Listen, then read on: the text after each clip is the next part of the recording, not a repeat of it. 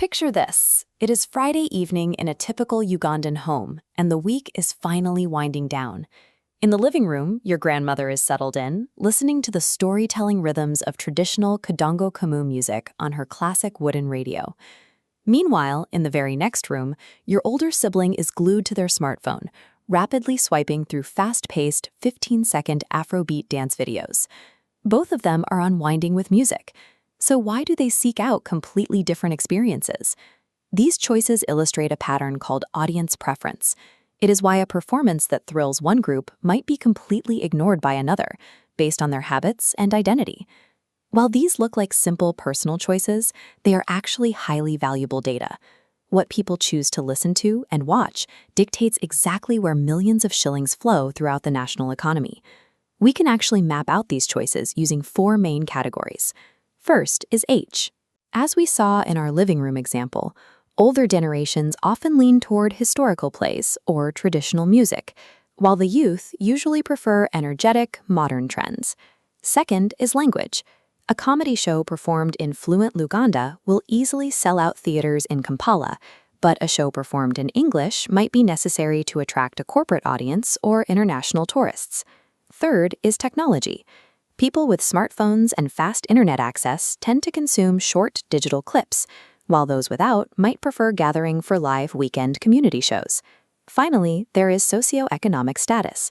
The audience that can afford expensive VIP tickets at a luxury hotel is quite different from the audience attending a free school play. When an artist navigates these 4 factors, they are building a bridge between their creative talent and the specific group of people who will actually support their work. When an artist stops thinking of their work as just a hobby and starts packaging it to earn a profit, entering the world of commercial performing arts. Take places like the Ndere Cultural Center, for example. They organize traditional Ugandan dances into high-quality, ticketed live performances. This deliberate business approach serves a dual purpose. It generates a steady stream of profit from visiting tourists, and because the shows are financially successful, it ensures those historical traditions are kept alive and practiced. A successful show also requires a massive team behind the scenes. For every famous artist on stage, there is a hidden network of employed sound engineers, makeup artists, costume designers, and event managers.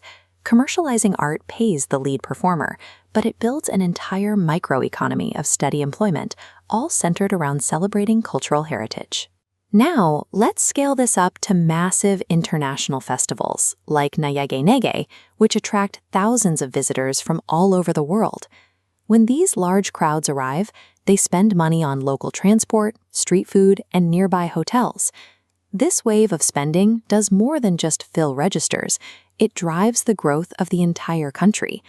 This process of using the industry to raise the standard of living for everyone is the engine of national development. This diagram illustrates how growth happens. Revenue from sold-out concert tickets and festival passes is collected as tax revenue. That tax is then channeled back into the community, funding the construction of essential infrastructure, like paved roads, hospitals, and schools. Every interaction counts. When you pay for internet data to share a song or buy a ticket to a play, you are helping an artist grow their business. As they succeed, they hire more staff and pay more taxes, actively fueling the engine that drives Uganda's progress.